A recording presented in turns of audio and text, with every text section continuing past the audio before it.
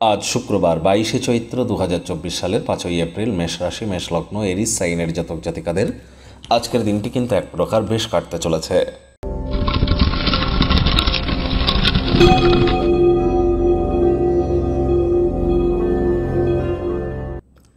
ভিডিওটি শুরুতেই আপনাদের সকলকে রাজযোগ চ্যানেলের তরফ থেকে পাপমোচনী একাদশীর হার্দিক শুভেচ্ছা ও অভিনন্দন রইল। জীবনে একাধিক পাপ থেকে মুক্তি পাওয়ার জন্য আজকের এই একাদশীর মহান ব্রত অবশ্যই পালন করুন। না পারলে বলুন ওম নমো ভগবতে বাসুদেবায় নমঃ। অন্তত 108 বার বলবেন, সকাল দুপুর রাত 3 বেলা। অত্যন্ত উপকৃত হবেন। আর যারা মহান ব্রত পালন করছেন তারা করুন, যারা পাচ্ছেন না তারা অন্তত নিরামিষ খান, মদ মাংস খাবেন না, তামসিক জীবনযাপনের আশ্রয় নেবেন না, সকল প্রকার মৈথুন ক্রিয়াকলাপ করা থেকে নিজেদেরকে বিরত রাখুন।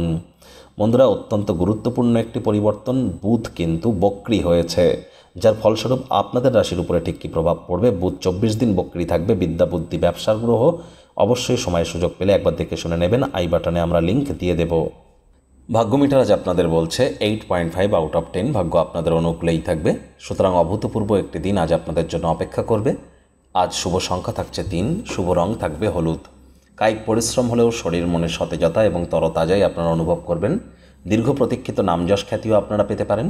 আর যোগব্যায়াম, ধ্যান, প্রাণায়াম বা আউটডোরে কোনো গেমসের অংশ আপনারা নিতেই পারেন, স্পোর্টসের। অর্থগত ব্যাপারে আয় ইনকাম বাড়বে। কোনো জায়গায় টাকা কড়ি আটকে থাকলে ফেরত পেয়ে যাবেন। নতুন উদ্যোগ পরিকল্পনার পাশাপাশি নতুন নির্মাণ কার্যের শুরুয়াত করা যেতেই পারে চাকরিজীবীদেরও। আজ অফিসের পরিবেশ আপনাদের পক্ষেই থাকবে।